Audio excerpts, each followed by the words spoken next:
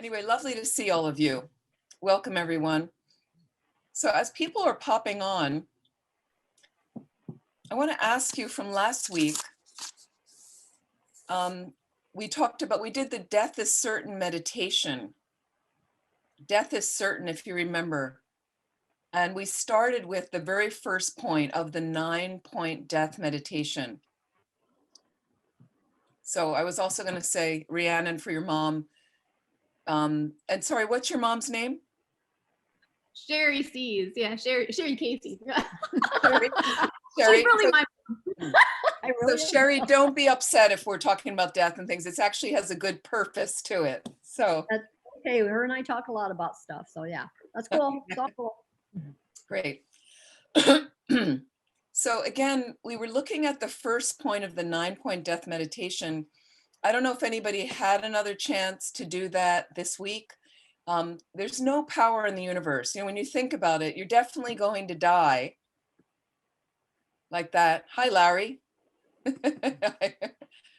Nice to see you. Lovely to see all of you. It's great to see you.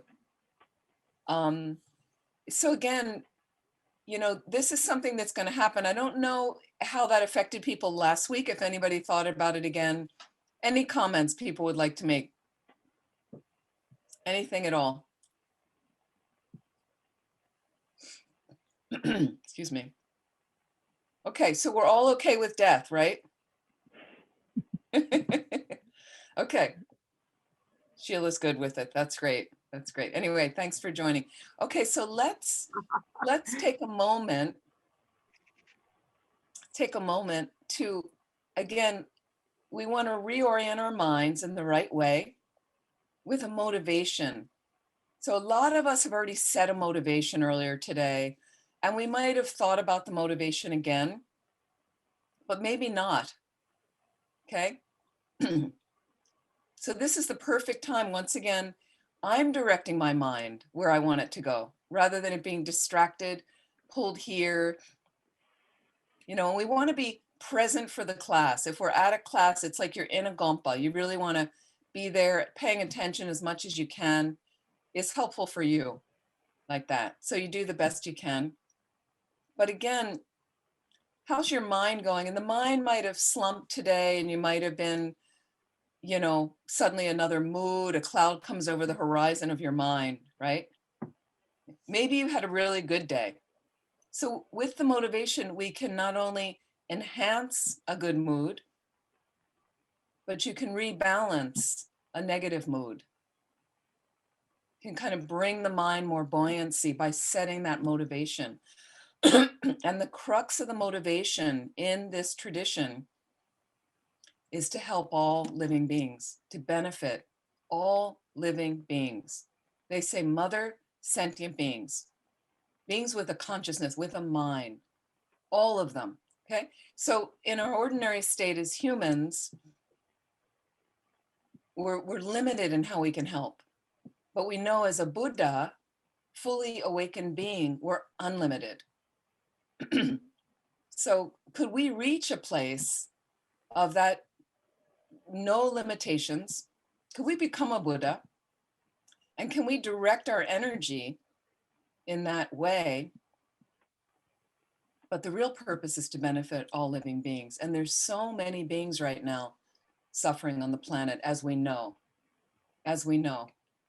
So we're here for them. So take a moment, if you'd like, just close your eyes for a minute. Whatever purpose that you showed up for tonight, whatever the purpose is, if it's possible to expand it a bit, to include that notion, I'm here for all living beings. And how can I really help them get fully enlightened?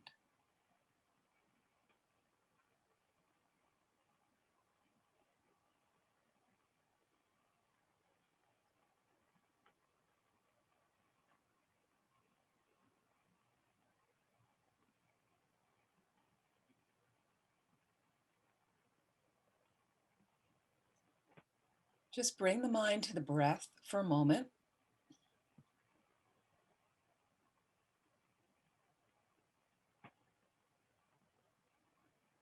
And just notice your mind for a moment.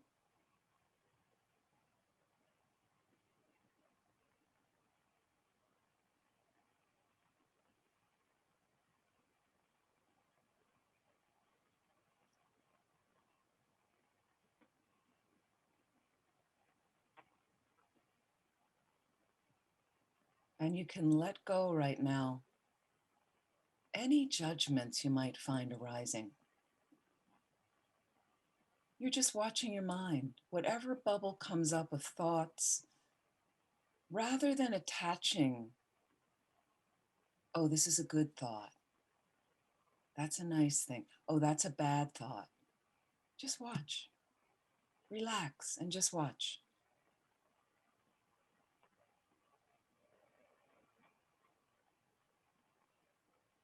Slowly allow yourself to let them go.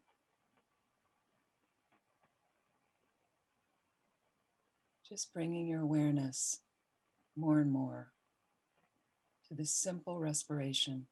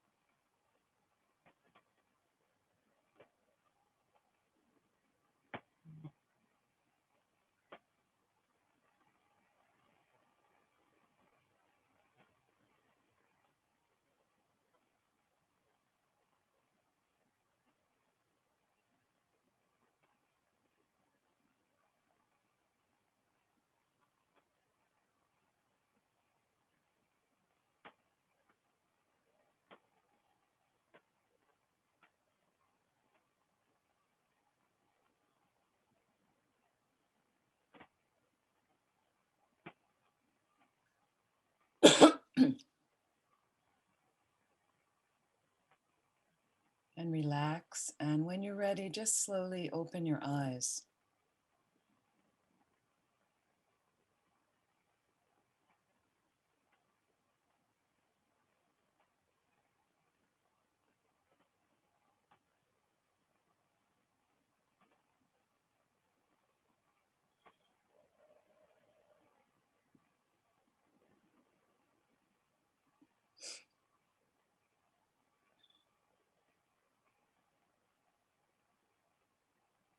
I'm just looking at, it's lovely to see all of you. So during this class, I'll just mention I'm not going to pay attention right now to the chat. So if you do put things, have it pertain, but at the end, I'll make time for questions and you can verbally ask questions like that. And it's lovely to see so many old friends, Sandy and Irv. Well, Irv, we've never officially met, but it would be lovely to have a chat with you guys and I could officially meet Irv. Cynthia, it's great, from the DC area. Venerable Pelyong, so lovely to see all of you. Anyway, it's lovely to see so many people I could mention right now. Lovely to see all of you. And I've just connected Scott. Is it Scott maybe, or was it? No, it's me, Scott. Yes, thank you. Are you in Naples? Yes. Yeah. So Thank you. I have somebody else, another student in Naples, and I've tried to connect them now. So We're going to meet you for know, coffee. We're going there's to meet for probably coffee down not. the road. Yeah, great. There's probably not a vast Dharma community in Naples, and then there's suddenly two people that. Okay. So what's helpful to just reflect on your mind at times. Your mind's always with you. And I just find it helpful at times during the day, whatever, if you get used to watching your mind more and more. Okay. The perfect lojong, mind training, is I have to first watch my mind in order to train it. In watching my mind and meditating with my mind, I get to know my mind. Okay. And the more I get to know my mind, I start working on just being friends with whatever's arising. Being friends with whatever's arising. Okay. So I was just, a friend and I were dialoguing. She's in England and she was a nun years ago. And she was asking about my retreat that I did in February. And then I was saying, oh, it was really renewing and I'm really glad I did it. And then I said, and you know, it was hard. And she said, yeah, I'm sure. And I said, you know, you're still facing the demons. And, you know, they're still there, and you just go in there, and more, because I've like danced with them more and more, I'm more comfortable when those negative voices in your head come up. So that's all we want to keep doing, is just to get familiar with that process. When you have time to do retreat, you go in a little deeper, but every day we train. Okay, if we train like that every day, then an emotional wave hits you. Okay, some trauma in your life. We've had a lot of trauma this past year. Something really serious comes into your horizon. Okay, how are you going to deal with it? So if I'm watching my mind, I've been working to keep it away from negative patterns, meaning in my mind, not about external and other people, my mind. Okay, and I'm enhancing the positive qualities in my mind. And you all have positive qualities in your mind. Yes, you do. Even though part of your mind might say you don't, but you do. Okay, so that process is acknowledging in a balanced way those positive qualities. Okay, so because of that work, okay, when the big emotional upheaval happens, I'm balanced on the ground with like, okay, what do I need to do right now? How would I like to think about this? Be, act, speak, coming from those more positive experiences. So I just find it helpful at times to get used to that little process. You know, I was doing this, and I know our lives are busy. America is one of the busiest cultures I've ever been in, which is strange because we have affluence and we should have more leisure, but somehow we don't create it. So I was doing this program, as some of you know, for an Israel institute, a psychoanalytical institute, for 3 months, part of last year and the beginning of this year. And most of it was Mondays and Wednesdays. I was teaching this Buddhist aspect for them. But Mondays were really jammed. Like it just, and these people they're psychoanalysts. So they have a separate program. They're also married with kids. They, you know, these full on lives. And Mondays were just my contribution. My time was like 7 to 8 hours of active teaching and involvement and participating in a clinical seminar. And, you know, the first Monday, I was just exhausted at the end. I was just flat out. So finally we discussed, and then we debriefed at the end. They're really lovely people. And I just said that I suggested some ways to change the Monday, you know, because it was so jammed. I just said it's hard for people to meditate when, you know, there's just no space. And so they said, oh, well, they're used to it.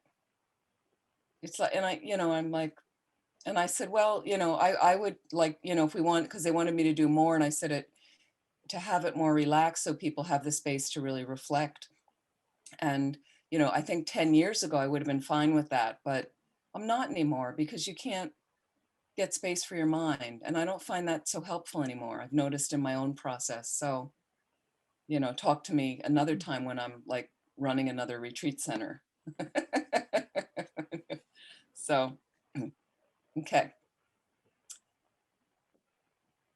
So I want to talk a little bit more about the text. We're using the lojong text, and then we're going to go into the second meditation on every moment you're closer to death. This again is under the heading, and I'm going to refresh you on that. Oops, where's my document? Come back. Okay.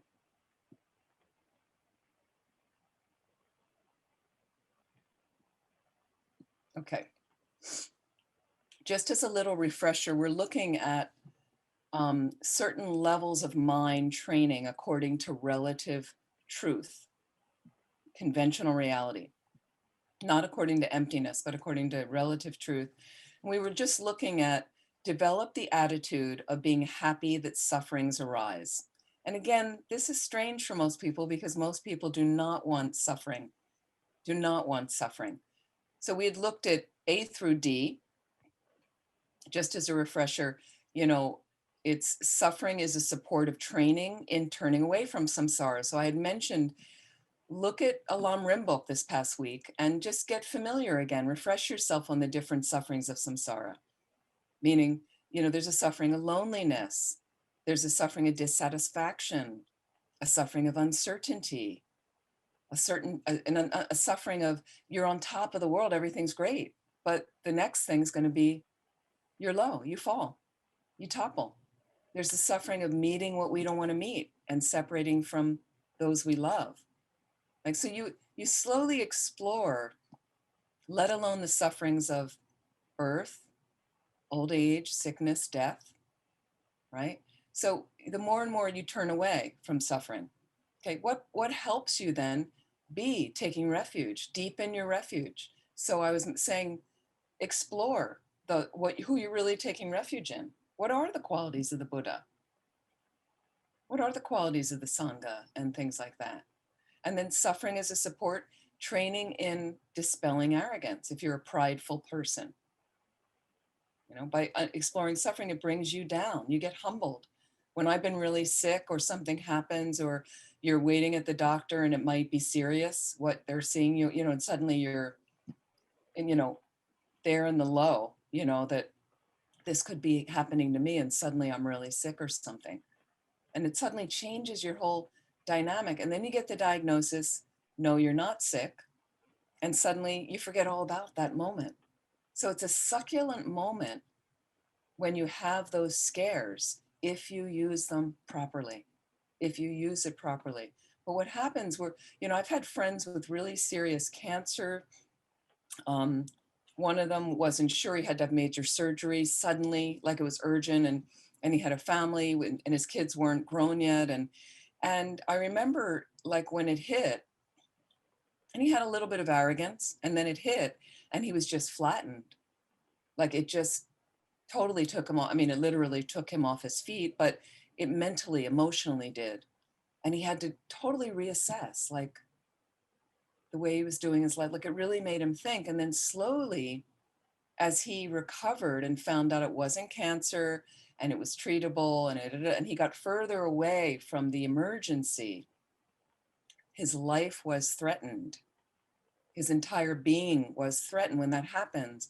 But when you get further away, then you forget that the richness almost of being able to transform in a better way, right? And not taking things for granted and things. So it cuts arrogance, right?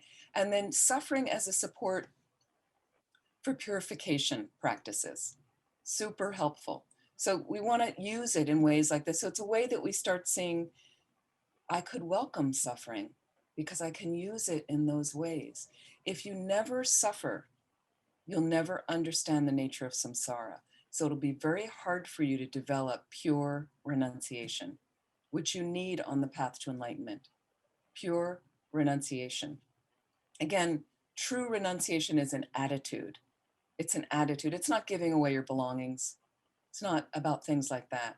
But true renunciation, and I'm just going to quote something I read recently, Lama Yeshe. Renunciation is not something external. You renounce. It's really simple, right? You renounce whatever makes your mind agitated. How about that? You renounce whatever makes your mind agitated.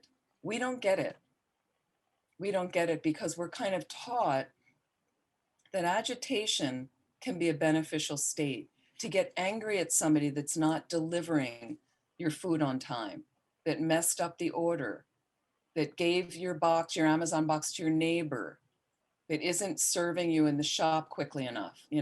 We see other people get angry, so we start to think that's what we should do. That's how we get service delivered. That's how we get these things to happen. Okay, so that's wrong thinking. That's wrong thinking. But we're brainwashed by it. We see, oh, everybody else does it. Everybody else does it like that. But we also see how kindness and compassion are contagious, And when people are really raging, often people do tend to move away from them like that when it's too much, when you've gone too far. But again, renounce what makes your mind agitated. So this means you have to watch your mind and get to know your mind. So first off, as an example, you're at work or you're some kind of, and I mentioned the issue with your boss, but there's a theme. So you not only have this issue with your boss, but that boss gets transferred and you have another issue with the person you work for. And then another issue, and you're noticing, even though other coworkers say, I have the same issue, then you feel okay. You feel like then it's okay to have this issue with the boss, which means if there's an issue, there's agitation in my mind. So you can either continue to rail against the external, or I can look at the agitation in my mind and say, this isn't good enough for me. You can get rid of the agitation, right? But first I have to get to know, and then through that agitation, I start to peel back layers of the onion to see really what's beneath the agitation. And that's how you get to know yourself, your mind better, to be able to better control your mind. Which, just to let if there's any control freaks out there, that's the only thing you can control is your mind, not anybody else. Okay. So Lama says, you renounce whatever makes your mind agitated by understanding the nature of your own confused mind, by understanding and being willing to reach beyond it, to apply the right solution to your own problems. That's how we get closer to renunciation. Okay. Let's look at E. Suffering is a support for attraction to virtue. Yeah. You reflect, as the text says, that if you desire happiness, the opposite of suffering, you want to create the cause. If you want happiness, there has to be a cause for happiness. Okay. Buddhism says nothing exists without a preceding cause. Somebody doesn't just win the lottery because they're lucky. There was a cause for them to be rich, to win the lottery like that. So your happiness also has a cause. Your mental states have a cause. And that's how we find the cause of suffering. That's how we find the cause. That was the second noble truth, meaning the second thing the Buddha ever taught after he got enlightened. The first was there's suffering. The second, there's a cause to the suffering.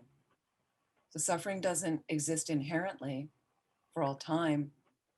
But if you go after the cause and dismantle the cause, which is in your mind, not out there, you won't suffer anymore. It's really that simple. Now, I know the process of completely removing suffering from your mind is not simple and not easy for most people. So we work at it. Again, this attraction to virtue. When I'm happy, I enjoy being happy, enjoy being joyful. Well, I'd like more of that in my life. Everybody does. Everybody wants that. How do I get there? Notice what the causes are. The same way that we notice what the causes are for my suffering. Again, exploring your mind. You can't train your mind, okay, until you're familiar with your mind. So it says in the text, consider thoroughly and at length how to act for the increase of virtue.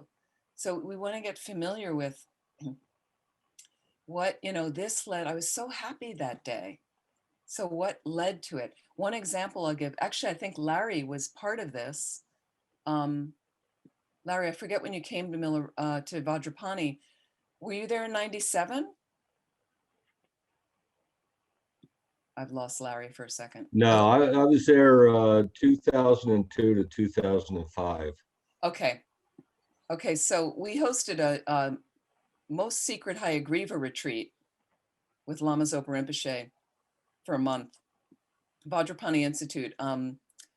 And there were about 80 people from around the world, old friends and many people there. And I've mentioned this story before, but what happened is a lot of my happiness was usually a break. I want to go to the beach and go to a movie and have a nice meal. And I kind of, that's where when I take a break, that's what I would want to do. And, or I could stay home and read, or, you'd have these things. But as far as really deep contentment, which I've mentioned before, deep contentment is what really lights you up. and it's really connected about what makes meaning in your life. And please figure it out now. Don't wait any longer if you haven't figured it out. Most of you know what lends meaning in your life, but if you haven't, explore that. But it's usually about meaning, and meaning is usually related, I find, to helping others. Just find that something, about it on a simple level, on a more complex level. So we were hosting this retreat, and 97, so I'd only been at Vajrapani 2 years as the director. And one evening we left the session, it finished, incredible teaching by Lama Zopa Rinpoche. And we came out, a number of us, and before we went to our various camping spots, or I went to my cabin, or people went to the dorm to separate, a lot of us came out and went around the stupa. They have a beautiful stupa in the redwoods, Vajrapani, and the lights were on. And it was just a beautiful evening.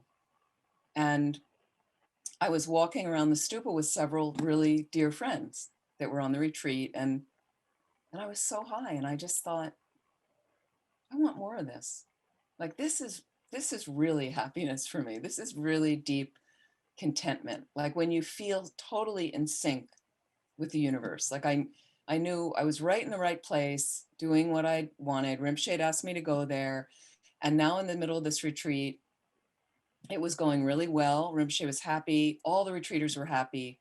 The staff was happy. Like it was just humming along. It was right in the middle of the retreat after 2 weeks. And that feeling of, so then you look at, well, how can I have more of it? So it was about serving the guru, running retreat centers, doing these jobs Rinpoche would ask, which were enormously hard, okay? But sometimes the greatest challenges lend to the greatest meaning in your life. That's been my experience. So rather than being lazy and shy away from things, sometimes those great endeavors really have a massive payoff in a way of happiness, more happiness. Okay. So you get attracted to that. I want to practice more virtue.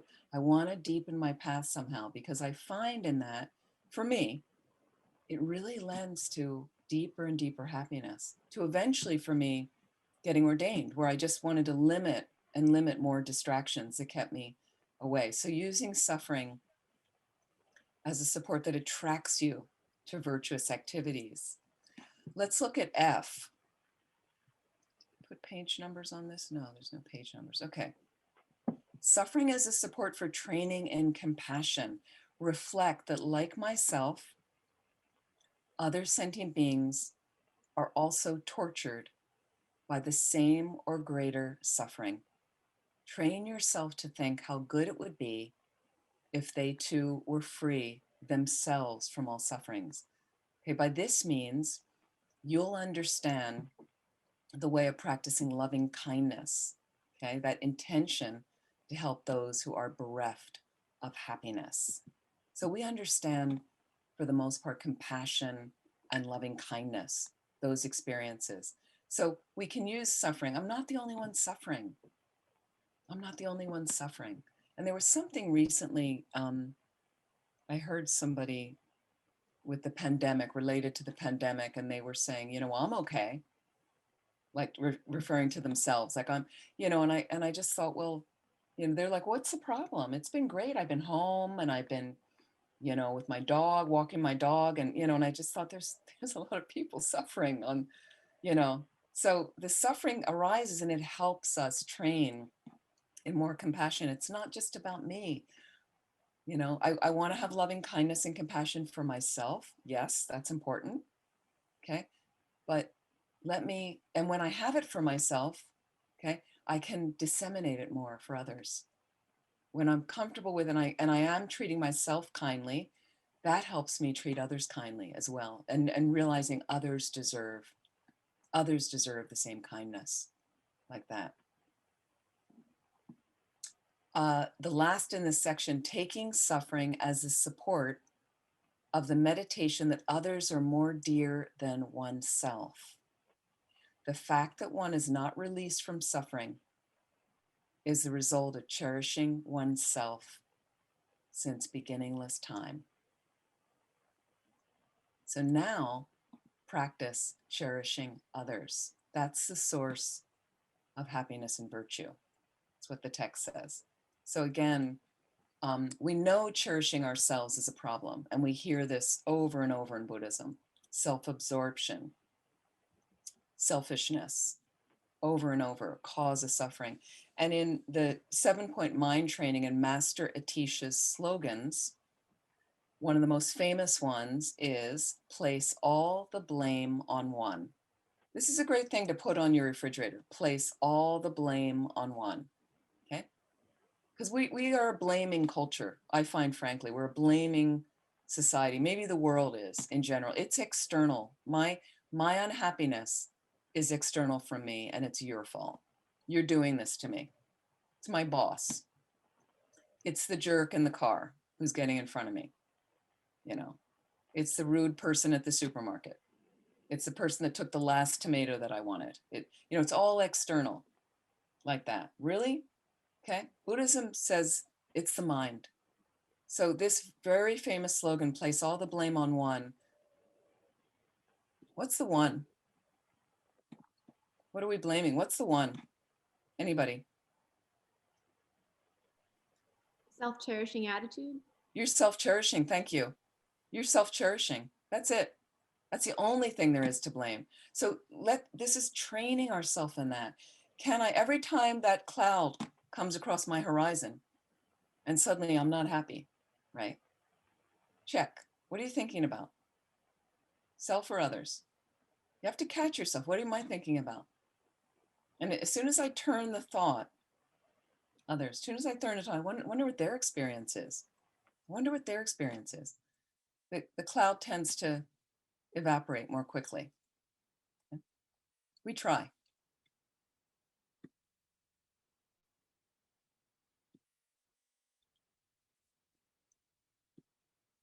Okay. Just going to continue on a little bit with the text. It says it's very difficult to practice taking suffering as the path. Okay, when you come face to face with it. Okay, so again, this is familiarity. This is why we meditate with it in advance with practices. First of all, to see what virtuous activities you do and how do they make you feel. And then can I apply certain solutions to, as it says here, unfavorable circumstances when they arise? Am I just being reactive all the time? Or am I kind of maybe in the face of somebody yelling at you or somebody attacking you or somebody irritating you? You can't deal with it. That's why we have a meditation practice. So later in the day, I have space. Later in the day, I'm not happy with what happened, but okay, it happened, it went by, person's gone. Later in the day, I sit down, whatever kind of space you make, doesn't have to be fancy, elaborate, quiet space, quietly with yourself. What happened today? Wow, I really wasn't happy the way I showed up at that meeting. I wasn't happy with the way I was driving today. I wasn't happy with that scene with my family. Right? So you have to go back in and check what was going on in your mind. Maybe in the morning you didn't feel well. And when you don't feel well, we're not at our best and the mind's not as balanced. So based on that and not feeling well and being really tired and not getting sleep the night before, I snapped at somebody, you might say, right? Or whatever they said really hurt me. I was like overly sensitive and I kind of slunk away and just, hate myself, hate them, whatever was happening, all of these moments. So I look at it and then I think, oh yeah, it was just, I trace back, I just didn't feel well in the morning. And I can do some purification practices to go at the heart of trashing myself or trashing someone else, let it go, right? And determine tomorrow I'm going to do better. And you might have a specific remedy that you will do tomorrow, whether you want to directly apologize to someone, whether you're going to be in the car again and going to drive really nicely. Maybe you leave 5 minutes earlier. Why? You don't have to rush. I had to drive today. I was driving, it was my refugee volunteer afternoon. I do it once in a while, and I was driving a phone to someone who just came out of Liberia, living in Philadelphia, and pick up the phone one place and deliver it to another place. And so I was, as I was driving, it's like a half an hour drive into Center City. You see racers on the roadway, right? People racing, and some of it's really dangerous, speeding by me, weaving, and I just find it so dangerous to, and then I see them, hit the brakes, and then there was a cop and they hit the brakes again, and then they quickly get in the next lane. And, it's really disturbing for people. And sometimes it causes accidents. So again, and one time I was at a teaching with Thich Nhat Hanh, the great Vietnamese master.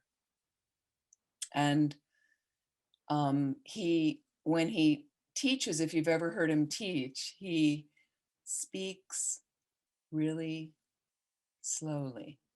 He's completely into mindfulness. And he said, when your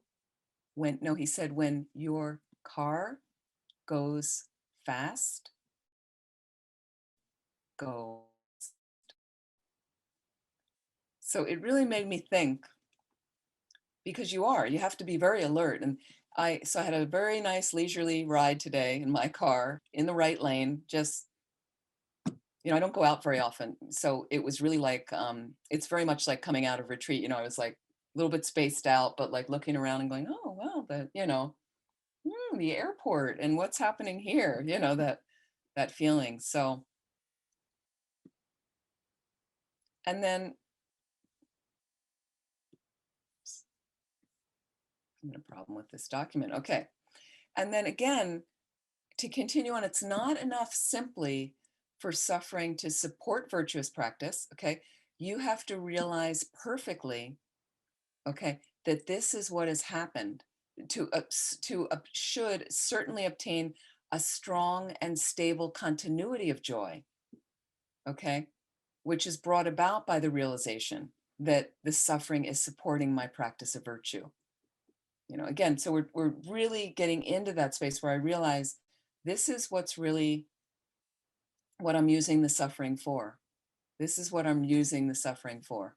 Okay. And then any time that you practice, he says in the text, what I have unfolded, you should reflect that by the suffering you experience, you are getting a great support for the excellent and manifold joys of the higher realms and for liberation, difficult to obtain, and that in the future, it will come about in this way again. So even if the suffering is severe, it is a supremely agreeable thing. It is like ladu, a sweet of molasses mixed with cardamom and pepper. Okay. So, just think about what we're creating by using suffering in this way. Using suffering to create more virtue, applying virtue when the suffering appears, is a way to not only reach nirvana, liberation, what liberation is technically, a permanent cessation of all your mental afflictions. Can you imagine? Permanent cessation of all your mental afflictions. Okay, so again, I'm creating a path, I'm paving a pathway for me to take rebirth again and again with these imprints. So it can make the path easier and easier. And he says, think about this again and again and gain experience of the bliss of the mind. If this happens, the superabundance of mental bliss will make the suffering of the sense faculties as if it were imperceptible. The criterion for illness to be overcome by patience is that the mind is not able to be harmed by suffering. This also gives you the clue to overcoming enemies and evil spirits as well. Again, superabundance of mental bliss. Imagine, okay? And when you're also meditating on the nature of mind, the nature of mind, the clarity and awareness, different aspects of the mind you can do in different ways. When you're meditating on that over and over, in a sense, practicing some Mahamudra of getting into the emptiness of the mind. But first you want to understand the nature of your mind with meditations. You can experience mental bliss. And obviously also with higher levels of shine, Shine is calm, abiding meditation, working on concentration, okay? You can actualize mental bliss, okay? So with the superabundance of that, okay, it's as if when you do suffer, and here it says, interestingly enough, sense faculties, the suffering of the sense faculties, you won't be disturbed, you won't notice. Okay, so this is the way, this is what creates a lot of mental suffering for us. Our sense faculties, our sense faculties are taking in information constantly. Okay, the eye sees forms and shapes and colors and responds. It goes in and we have some sort of idea, an interpretation, definition, a judgment perhaps. Okay. And then it goes into kind of more feelings about, I like that, I don't like that, I want more of that. And then we activate grasping, craving and grasping, like from the 12 links. But it's the same thing with the ear consciousness, pleasant sounds versus unpleasant sounds. The same thing when we taste something delicious or something really not very nice, smells, touch, all the same. So this information's coming in on these sense faculties. Okay.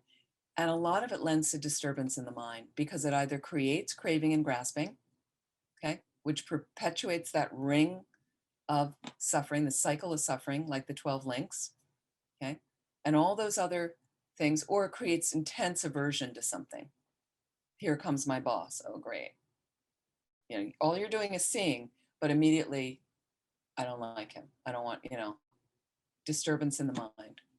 Okay. But with the mental bliss you're creating by working on using suffering to create more virtue, doing meditation, I'm less affected by that anymore. Mind very balanced, and I'm very open. You're all the things are coming in, but you're just in a joyful state for the most part, and you're also very, very much merged with, how can I be helpful? How can I help others? That's what you're focused on. So I'm not disturbed. The boss comes, and yeah, I might be aware we've had issues. He's just a suffering sentient being like the rest, and I'm here because I set a motivation in the morning. How about this? You set a motivation in the morning. How often have we done this? To be of benefit to all living beings, right? That's the Mahayana motivation, by the way, to become a Buddha. Why? To benefit all living beings. Okay, all living beings, emphasis on all. And when you hear Lama Zopa Rinpoche, all sentient beings, all, it's all big push on the all. Then here comes the boss at work. So suddenly, yes, I'm very interested. And we had an office manager once at Vajrapani, and she jokingly said to me, the theory of bodhicitta, of getting enlightened to benefit all living beings is beautiful. She said, it really resonates with me. She said, but the practice of it, too difficult, right? Too difficult. So here comes the boss now. Here comes your difficult person. And suddenly I'm really a Mahayana Buddhist and want to get enlightened to benefit all living beings except them, right? Don't we often feel that way? Except them, right? Well, that's really helpful, okay? So again, then I have to realize like, oops, that's right. My morning motivation was all living beings. That includes them. In fact, especially them. Especially them. They are we'll call them your virtuous friend, your special friend. Larry might remember when we would get a really difficult retreater and we would have a staff meeting. And sometimes, each staff person would talk about what was happening. And this retreater had been there 3 weeks and somebody was saying how difficult they were. And the whole staff had issues with this person. And I remember one of us said, like, they're a really special friend, that person. Okay. So that's the person you really want to do the work with. You really want to use the lojong with. How do we do it? Well, we realize they want to be happy and not suffer just like us. You have to step back and you have to do some of it on your cushion in meditation. I'm going to put them in front of me, right? Let's do some of this right now. Let's do a meditation on this. We've done this before. Some of you have done this with me before. dealing with a difficult person, right? Okay. I find this meditation so useful for me. Dealing with a difficult person. Find a comfortable position. Lightly close your eyes. And can we mute the mics? Thank you.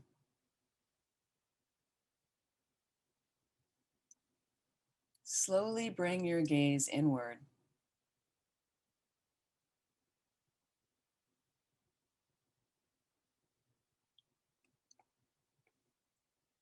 Just allow your respiration to deepen for a moment as you scan your body for a moment, checking any places you're holding tension. Let the breath, the inhalation, open up space in the tension. With the exhalation, let that tension release as much as possible.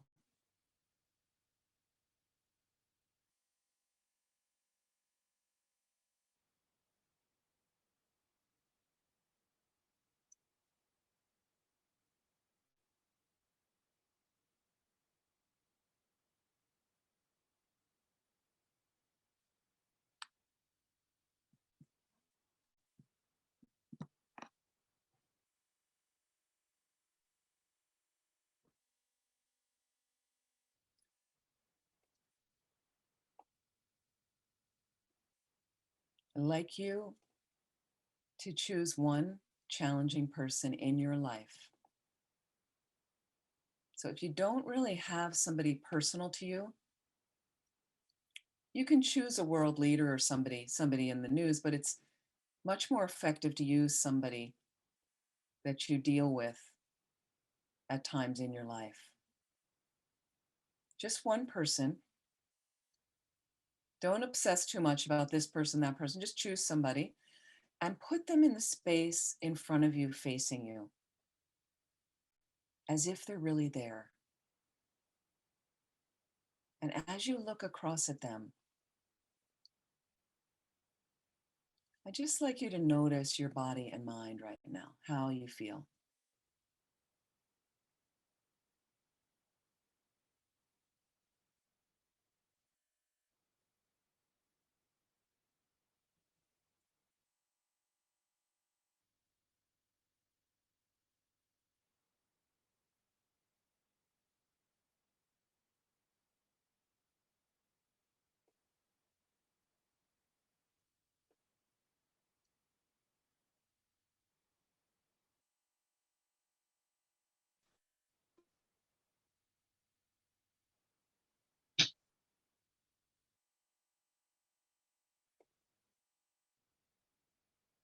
So you might like this person to go away. You might like them to change. It starts being all about them.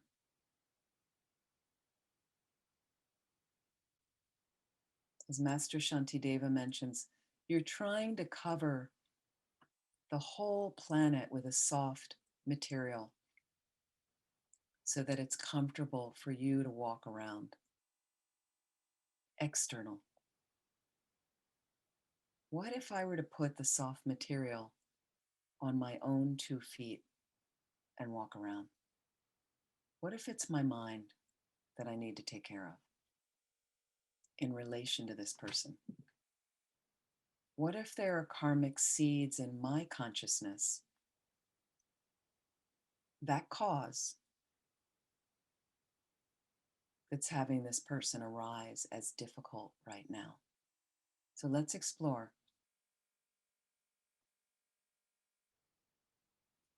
Reflect. And just think, as much as I want to be happy and not suffer, because everybody wants that, that means this person wants it too. And look across and think that about them. You can even say in your mind, just as I want to be happy and not suffer, they want to be happy and not suffer.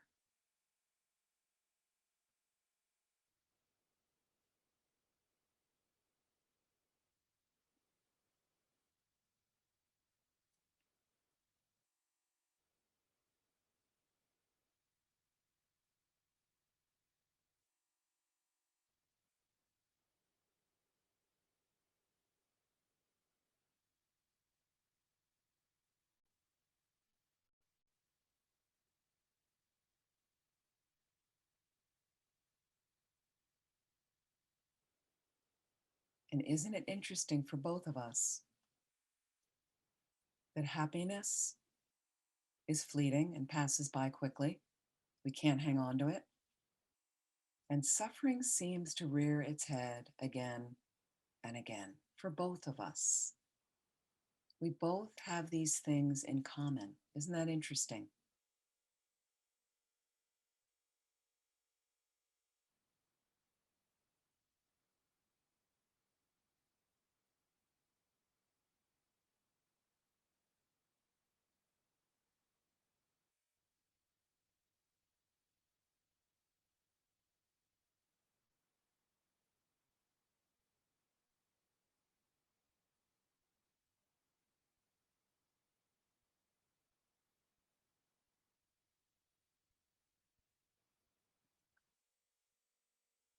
So keep looking across at them.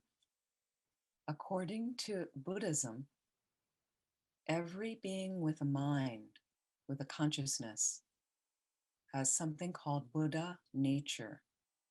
Buddha nature. It doesn't mean you're a Buddha yet. It means you have a seed, a potential that can ripen into a fully realized being, a Buddha. So not only do you have Buddha nature, but this challenging person has Buddha nature as well. Can you see them in that respect right now? And this is the third thing you have in common with them.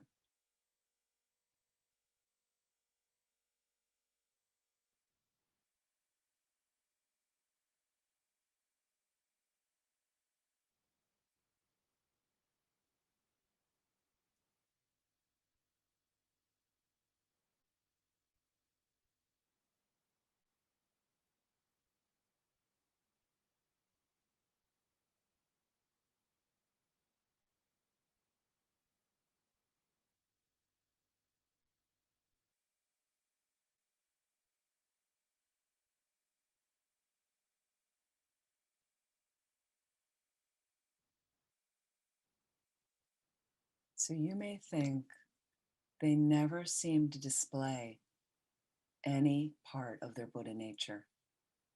They're just miserable.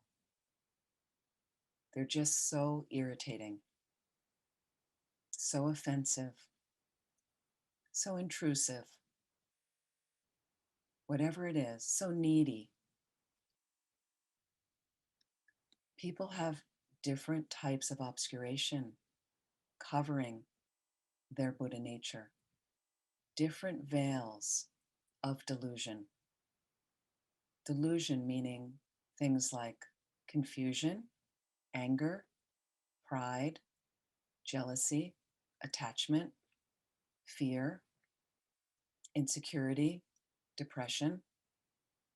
I think you get the idea.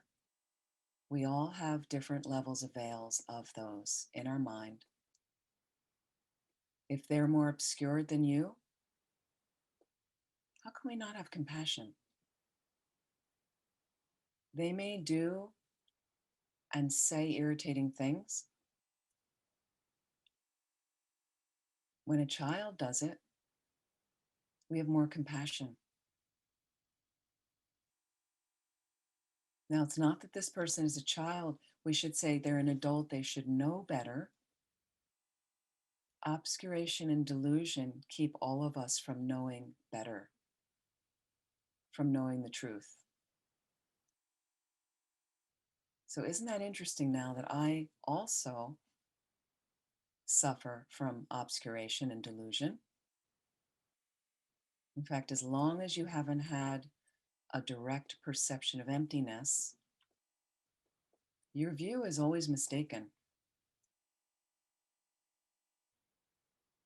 There's a certain validity to what you experience through the senses, but it's not the whole picture. Yet we act and respond as if it is. So again, looking across at this person, think about how they go through their world with these obscurations. What is their life like? What do you imagine? And even if you know this person really, really well, do you know the inner workings of their mind?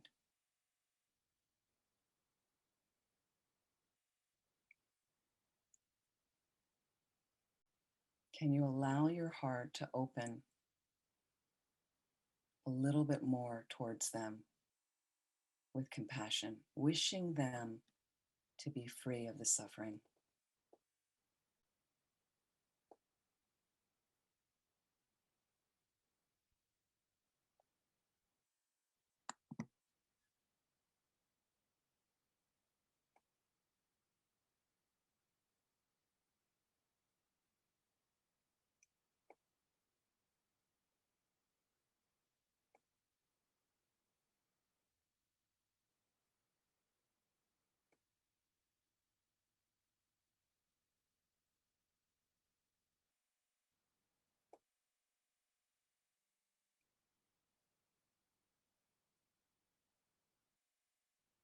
And I think I am correct in what I'm viewing of this person. I think I have the whole picture. Again, until you have a direct perception of the nature of reality, of emptiness, you're not seeing the whole picture. I am misknowing the scene, K-N-O-W, misknowing. So how can I be sure that what I'm seeing is accurate about this person? Could there be other perspectives, other aspects of them I don't see from this context of my relationship with them?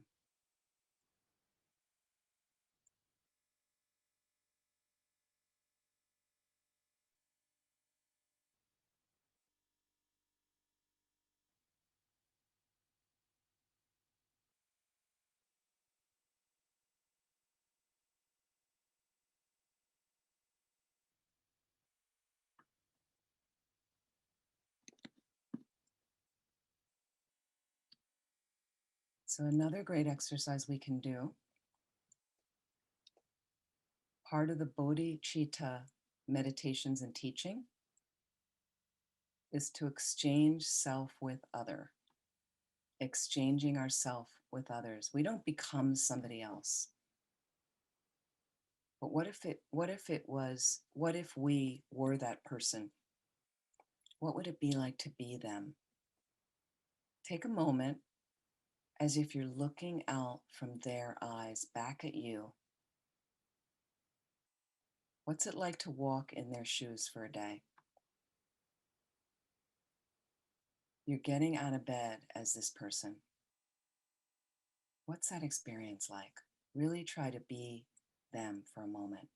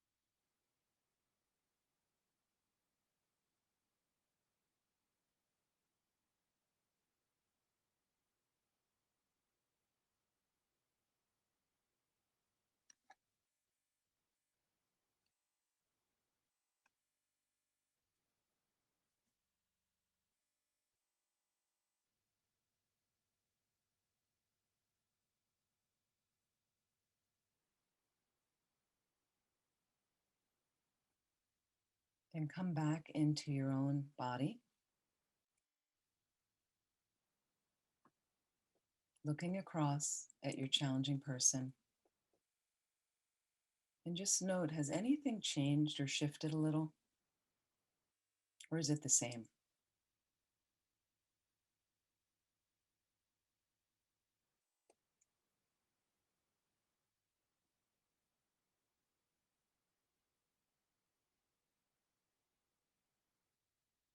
One last reflection with emptiness. Your challenging person lacks any inherent challenging being. There's no inherent nature to them being challenging, being difficult, being a jerk. And the reason is inherent nature is something frozen in time and space, meaning it's always been that way. Always been that way. So if this person is always difficult and always a jerk and they're always like that, and there's no ability for them to ever change, everyone would see them that way and experience them like that. But they don't, do they? Some people like this person that you find challenging. There's no inherently concrete challenging being there at all. It's coming from my mind. My mind is labeling on that configuration of data or information based on the karmic seeds in my mind that are ripening at that particular moment. The karmic seeds are causing me to experience this person in this way.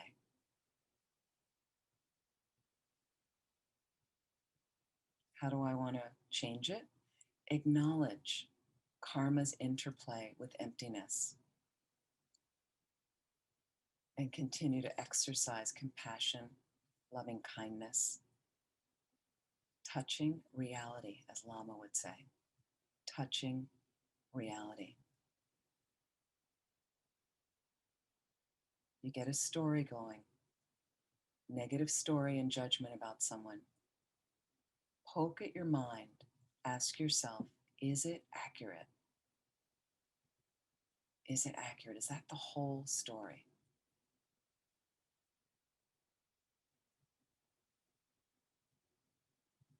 So looking across at your challenging person,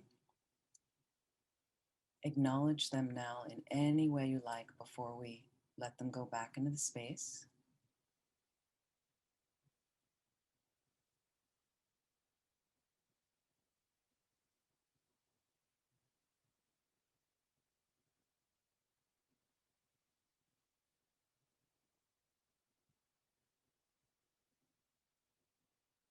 And slowly allow them to just dissolve back into the space from where they came.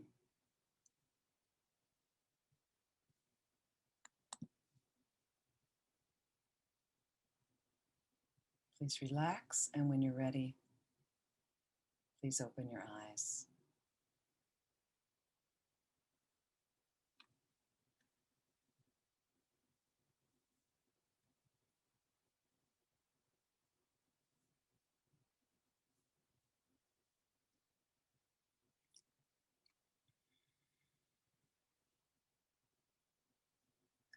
Any comments about the meditation? Any things you noticed? Did anything change with your person?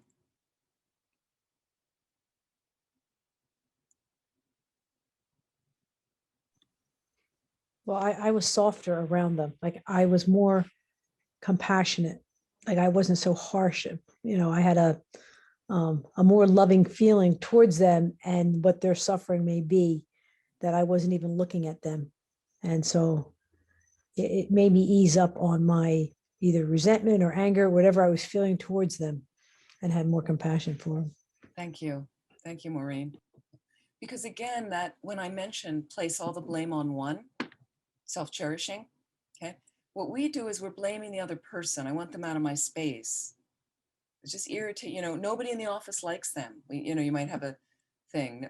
People don't get on with, nobody in the family likes them. They're always difficult. But, we never consider their suffering. Just about my suffering, they're in my space, taking up the space like that. We don't consider their suffering, what it's like to be them. Big space of mind to consider that, to move into that space. Anybody else? Anything surprising for you? I noticed they became more lighthearted. They did. They did. Yeah. Very nice. Yeah, mine also was happy at the end. My person was happier, and yeah, it's nice, really nice. And when they're more lighthearted, and we might start encountering them that way the next time we see them. Like there's a possibility because they're empty, they get to change. You can't change if you're not empty of inherent nature, right? If you don't lack inherent nature, there's no ability to change. You're kind of frozen in time and space. Always like that. Nothing exists like that. It's not reality. Okay. But we're brainwashed to think it is reality. Everything's concretized, always like that. And that's where hatred and war comes from.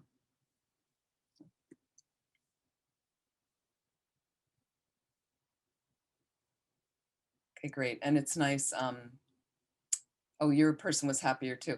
And Sheila, very sweet, had put the text is in the chat. So if you need the text that I'm working from.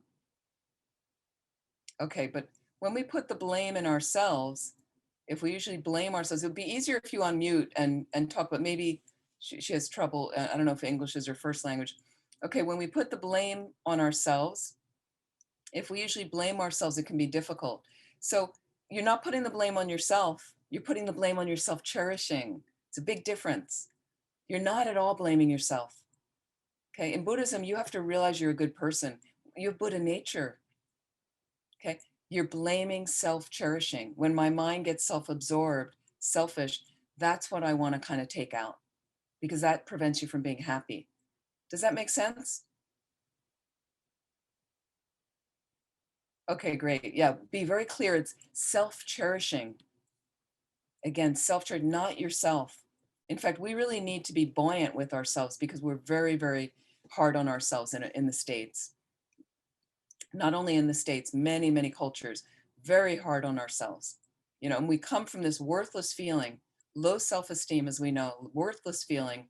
So we never practice compassion with ourselves. We never practice loving kindness with ourselves, like we're not allowed, and then we trash ourselves. So we're not happy. So then we take it out on others. We either take it out on others or we fold up on ourselves and have chronic depression and anxiety. These are the situations like the plague of Western culture, I find, really what people suffer from. It's rebalancing. I'm okay. I'm a human, not a Buddha, okay? If I were a Buddha, I'd be perfect. But because I'm a human, I'm not perfect. That means I make mistakes, okay? So I forgive myself now when I make mistakes. I accept. I try to learn from it so I don't do it again, but I'm going to make mistakes. It's natural. It's actually natural for a human. So if I'm holding myself up to this high regard rigidly, I'd like to aspire to being a Buddha. Yes, wonderful, right? But I know along the way I'm gonna really sometimes completely blow it at times, right? But I can always apologize, be kind to myself again, do something kind for myself, go back to my cushion and say, what happened? Goodness, that was such a mess today. What happened? Have a deep look at your mind. What was your role? Take responsibility, right? Something we do in Buddhism. I'm not going to just deny it ever happened, right? But I'm not going to blow it off on someone else. But what happened? But then learn from it and then take care of what you need to take care of. And we move on and let it go. Don't keep obsessing about it. It's done. Do your purification practice. Let it go. Then you build good health, healthy mind, body. Okay. But that healthy self-esteem where, yep, sometimes I make mistakes. Sometimes I'm okay. Like that. We do the best we can.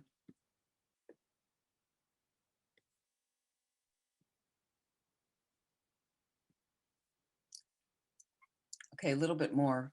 I'll take some more questions again.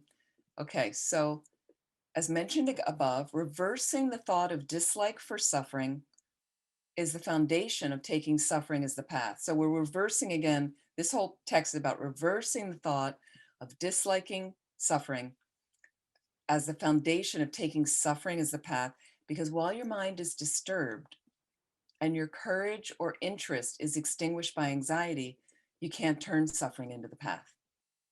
Okay. So the more I kind of work with, using this, I'm changing, turning, instead of not, averting, like suffering's going to come. Oh my God, what's going to happen? Instead of being like that, it's like, it's going to come. So I'm going to use it. I'm going to use it. So I'm not gripped with depression and anxiety where I can't deal with it because I know suffering's going to come like that. I'm ready. I'm like, okay, I've got my tools. I'm building my toolbox, learning antidotes, what to do, of how to cope. By training and taking suffering as the path, you will also improve your capacity for bliss. Everybody wants that, right? As mentioned above, because by actually experiencing the increase of virtuous practice through suffering, you become more and more cheerful. You become more and more joyful and cheerful. Okay, again, by actually experiencing an increase, because I'm doing more virtue through suffering. I mean, I'll put it this way, I'm not any great practitioner, honestly. I'm really not. Okay, but I mentioned to some of you, I think I mentioned this earlier in the teaching, is in January we did a practice. There's a special day once a year of a certain practice.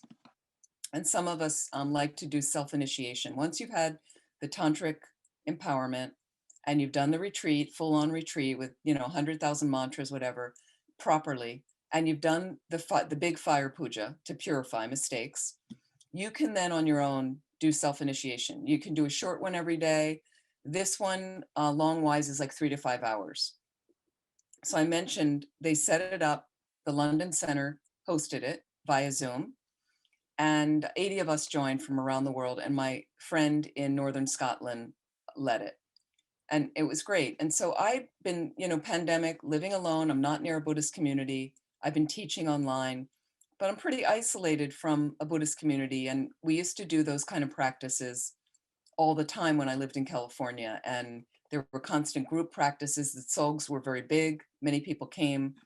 And now, you're lucky if you get 3 people there. And it's just degenerate times. People don't really participate like that. There's too many distractions. And so it was really lovely. So we joined 80, and afterwards I was just high for days from it. I was just so lit up from this virtuous practice that, has deep meaning for me. And it just kind of aligned, like it does something karmically to my mind. There was no question that something, and several people said that they were really just, blissful, really happy. And I felt like it was a lot. I had a big setup of my altar. I decided to set the whole thing up. It's an elaborate altar. I wanted to do, and I talked to my friend before. She goes, I don't know if people have altars. I said, I'm going to have one totally set up. So that way everybody can just, in a sense, visualize that and use that. Like at least one altar set up like that. And I was really happy doing it. And it just looked great. And then the practice was great. So it's like the virtue, it does work, honestly, even at my level, my low level of practice. You can see that it generates this blissful mind, and it's really given me more cause when I was already thinking to do retreat in February before that date. But I was even more geared of like, yeah, definitely going to do the retreat at home. And that's why I've actually now, after the retreat, I've maintained sessions every day, kind of lengthy sessions now, because why not? What else do we have to do? Right? I mean, some people have to work full time, and I am working, doing some other things, but I have some time right now and I'm not traveling. Might as well just keep some sessions rolling and like that. So, okay, going on a little bit more. Okay, and he says, and it's said in the text, as it says, as it is said, if you gradually train yourself through small sufferings by gradual stages, finally you'll be able to train yourself in great sufferings as well. You should act accordingly, for it will be difficult to gain experience through things that are beyond the capacity of your own mind. Again, I've mentioned this to people before, like, how are you with change? Okay, there's a suffering of change. Now there's different levels of that suffering of change, but somebody changes plans. I think we've talked about this before. Somebody cancels an appointment, a lunch appointment with you at the last minute, or just something changes. You had this event, you're going to meet your friend, they cancel. How are you with that? So we practice with little things like that. to get good at it. Little things like that. And then, and then as I get better with, oh, that's okay, I can be flexible. Flexible mind's lovely. Oh yeah, roll with it. Okay. Now, it doesn't mean you're a doormat, that they keep canceling with you and you're okay. But maybe the third time you set yourself up that you're at home and they're going to come see you for lunch. So you don't really need to interrupt yourself and drive somewhere where they're not going to show up at the last minute. Right. Or you can actually say to them when, after they canceled twice, the third time, I really want to see you. Really looking forward to seeing you. But, the last couple times you canceled at the last minute, and, my time's pretty valuable as well. So I'm just wondering, is there some way we can really find a way that it's going to work for you? Like, what would be helpful? You can have that conversation with them. There's nothing wrong with that. So you set a boundary to say, like, please don't cancel on me again. This is important. I'm setting time aside. That's okay. But so if you practice with little shifts, the little sufferings like that, then when the big ones come, I'm rehearsed. I've rehearsed. My mind, again, stable, balanced. I'm okay.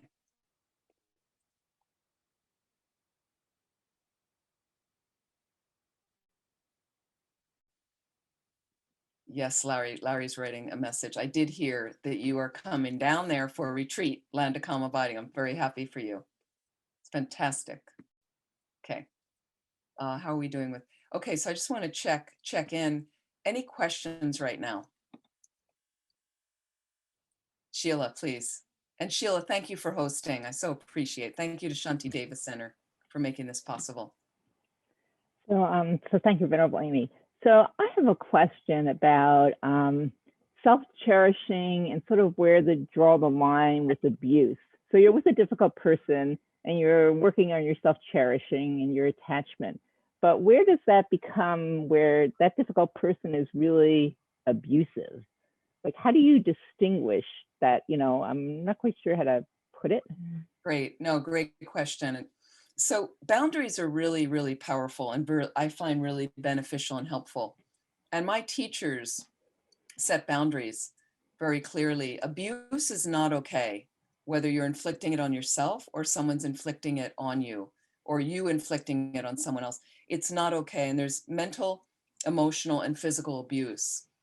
So there's a line when initially you might just, they're acting out. And there's people that are addicts, people that have all kinds of disabilities and issues that they're not in any type of control over their mind. So there's a level you might go to kind of let them do this or hear them out. And then after a while, if they continue and it gets to be destructive, call a halt to it is what I would do. And it doesn't mean you're not practicing and being a bodhisattva. And it doesn't mean you're being self-cherishing. The best thing you can do sometimes is to set a limit. And we know that with addiction and substance abuses and things like that. And we have all kinds of addictions anyway, not just to substances. Does that speak to what you're? Yeah, I somewhat. It's hard to tell where you draw that line. I mean, if somebody's just being annoying, or and you have compassion for them because they're unskillful, or if they're really have crossed that line and they're maybe it's just a verbal abuse. It's not like they're beating up on you, but so at first you think, oh, their own suffering, and you're trying to be compassionate, but then after a while, I just wonder, like, are you being too generous in a sense, and that they really are abusive? Like, how to distinguish that? Sure. I think if you get to the point where you're, like you just said, after a while, and you're realizing that, first of all, they're not even aware of how they are, and they're not aware of how it's affecting you. I don't know. For me, often abuse is pretty clear, even emotional abuse. So I think it's appropriate at some point to say, really. And you can say after a while, every time you say that, it really hurts me. Or I don't know, if you're aware of how strong this is of what you're saying, or, But is that my self-cherishing that I feel that, that they're hurting me because I don't have a bigger heart? Well, no, I think the thing is, we're not Buddhas yet. So we have to go with where we are. But the thing is, if you're really more concerned about them and their welfare, and that's my motivation, it's less self-cherishing than just like they're in my space and I wish they'd go away. You know, they're so annoying. It's really like, wow, this person, you know, I don't know if she's aware of how annoying she is, or if it's, you know, and maybe just I'll find an appropriate way to check in, you know, of how this affects me. I think is perfectly okay like that, especially when you say after a while, when you're realizing, and if we're preventing being with them and other people and they're lonely and nobody wants to be with them, it might be worthwhile to check in, but we're very much checking their experience of what's their suffering like, if they keep suffering like this. Like I'm very focused more on them rather than I just really want the irritation to go away. It's more like this is not really good for them as well. So it'd be more about your motivation. Very much the motivation. Absolutely. Absolutely. It's all about the motivation, really. Yeah. So much of it. It's a good question. And it's hard sometimes to see the line, and family patterns, we get into habits with people that can be really unhealthy, and we just kind of perpetuate, and you know, and just try to find creative ways, again, at the appropriate time. A key thing is the appropriate time to kind of suddenly introduce, like, you know, I mentioned there was somebody in my life who was just had a habit for years. They just, you know, trash people with their speech. It just was a kind of habit. They grew up with that. They grew up with a parent like that. So it was just, for them, it was normal. It was normal. Some of you know people that are from how many of you know people from very high volume households where everybody's yelling and screaming, right? I know people that live in houses, you know, I've had like an Italian friend of mine, you come to the house, everybody's yelling and screaming at each other. And sometimes I've thought, you know, wow, should I come back later? And they're like, why? They don't even hear it, right? So we know that there's families like that, and they're just used to that kind of thing. So this person I noticed was just so rude with his speech. Like, you know, he wasn't even aware. And so one day I was able to come in with, when they laid something on me that was just, you know, kind of, you know, and I was like, well, hello to you, bundle of sunshine. I came back with like a sarcastic kind of joking of like, did you really want to say that to me? Like, is that, and they immediately got it. Like they immediately, like, but I was pleasant about it. I wasn't angry at them. I was just like, well, greetings to you, bundle of sunshine. Isn't that nice? And then they stopped and said like, sorry, you know. And then even saying, you know, even noticing, and at one point I was able to dialogue with this person and say, well, what motivates you to say that? I knew it was a deep habit of years, but what you know, look at the motivation behind it. Look at the motivation behind it. Like, you don't need to be there. You really don't need to be there. But again, that takes work of looking at your mind and applying antidotes. And just think how grateful you can be that you met the Dharma so that you can watch your mind. Some people have never even entered into that room. So they have no tools to do it. So how can I not have compassion when they don't even have the basic antidote of cutting rude behavior or something like that? So here you say, was he rude? And Ma, I'm not sure. Did he mean to be rude? No, he didn't mean to be rude. Yeah, that was a typo. Yeah, that was a typo. Okay. Yeah, no, he didn't mean to be rude, this person. It was just a habit. That was just the way they immediately, you know, we know, some of you know people like that, where they just, the first thing out of their mouth is some kind of whatever. I mean, they didn't really intend it to be rude, but they kind of did intend it to be a criticism. Yes. Yeah. I mean, I walked in the room and they didn't, I mean, they're very familiar with me, obviously, this person there, you know, but I walked in the room, they didn't like what they saw for a moment. And then that's what comes out of their mouth when it doesn't agree. Again, self-cherishing, it doesn't agree with them and what they want to see. So they vomit that out onto someone else. What else? Anything else?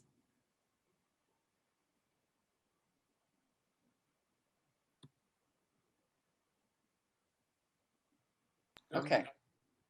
Sorry, another question? Yeah, just before in the guided meditation, I forget the language exactly, but you spoke about karma karma and emptiness. Could you just speak about that a little, please? Sure. And I just want to, I don't know if you see Maureen, she's on the screen as well in Naples. That's Scott. Now you've met. Okay. This is my Dharma matchmaking. I mean, not intimate matchmaking because, you know, they're both married with families and things, but how to have a Dharma friend in the neighborhood. It's so fun. So karma and emptiness, it's a whole other, Scott, it's a whole other class, but basically you've got karmic seeds in your consciousness. And the way they get in there, the way they get planted is from previous activities of your body, speech, and mind. And that's part of the teachings on karma. And so obviously the positive deeds, the positive seeds planted create happiness for you, cause happiness for you in the future. And the negative deeds you think, say, or do create suffering for you in the future. So what happens is they will come up, those causes create results. And that's how your life unfolds. That's what plays, in a sense, on the movie screen of your life. What are the results of those deeds, of those seeds that you've planted? And so what happens is, because everything lacks any inherent nature, it's absent of having any concrete, fixed reality like that. Those seeds are constantly unfolding, you know, and so things can change with the seeds. I can purify a negative seed before it ripens, okay? And I can also destroy positive seeds with intense anger before they ripen in happiness. So because of emptiness, anything is possible. Because if the cause is there, the result will come. You know, we have this system where in the, you know, we'll say in our cultures, in non-Dharma thing, it was a miracle. It was a miracle. No, the cause was there. People get cured of cancer that you wouldn't believe, that have really bad cancer. And for some reason they got a treatment, they got the right hospital, the right, you know, all those external conditions came together, right? But because that karmic seed for them to get cured of cancer was in their mind, that allowed all that to unfold, for them to find the right hospital, right doctor, right treatment center, right medicine. And then suddenly they're like, how can they be cured of cancer? Like, you know, they said they had 6 months to live. And, you know, because the cause was there. The cause was there. And the same way other people, that 35-year-old, my friend's husband, you know, right, long ago in Chicago, 3 young kids. He went out for a run like he does every morning before work, came home, didn't feel well, lay down in the bed. She comes in, he's dead. Massive heart attack. Just karmic seeds finished like that. Thank you. Okay, we're going to stop there. Something to chew on and think about. So we didn't get back to the 9-point death meditation, but we will. And I'm also going to go over in the last class practical realities around death to get more comfortable, to understand what's actually going on, what to allow in somebody's dying if you're caring for someone, what might be going on for yourself. We're going to talk about that too in the last session. So I'd like to conclude and dedicate right now. And if I can share my screen.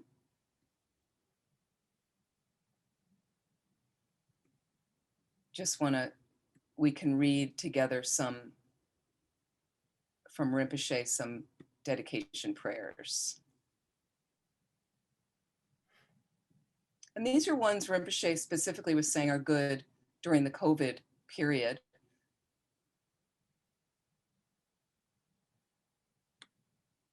Thank you, Sheila. So if you're near your screen, and I'd like to dedicate right now also to all the beings who have recently passed away, and Oa, who's a dear friend of ours in the Santa Cruz area, recently passed away. And Rinpoche came out recently with a video, an audio about Oa's death. He was an early student of Lama Yeshe and Rinpoche, and served our centers, was at Vajrapani for 13 years. And Rinpoche said it's very important when you know of a Dharma brother or sister who dies, right away to do prayers that they, you know, not be in suffering anymore, that they not take rebirth in the lower realms, that they, that they basically take a precious human rebirth to get enlightened quickly so they can benefit all living beings. And there's prayers that Rinpoche had said are good to say. And anyone else who's died of COVID, and also Peter Kay, who recently died, and Patty's mother, Patty's with us tonight, Carol Montgomery Hanson, who also recently died in Oklahoma. So for all these beings, I really wish them to be completely free of suffering, to get enlightened quickly, to benefit all living beings. May the precious supreme bodhicitta, not yet born, arise. May that arisen not decline, but increase more and more. However many sick sentient beings there are, may they quickly be freed from all sicknesses.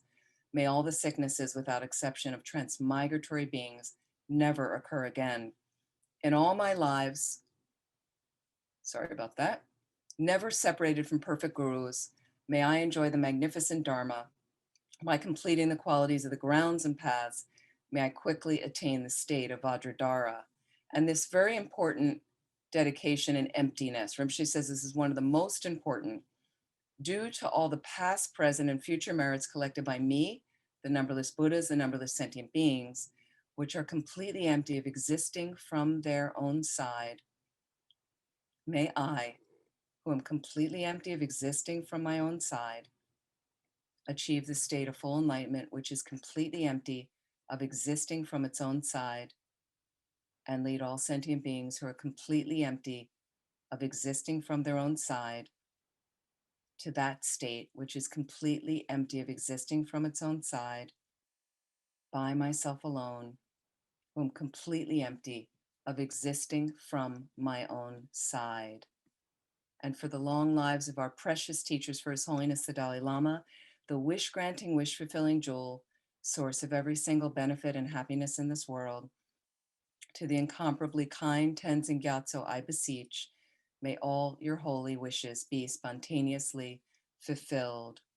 For Lama Zopa Rinpoche, you who uphold the subduer's moral way, who serve as the bountiful bearer of all, sustaining, preserving, and spreading Manjunath's victorious doctrine, who masterfully accomplish magnificent prayers honoring the three sublime ones, Savior of myself and others, your disciples, please, please live long. So if it's possible this week, continue to review the text, think about, but reflect on it. Like read a thing, reflect on it. And if you can, at least one time, do the difficult person meditation again.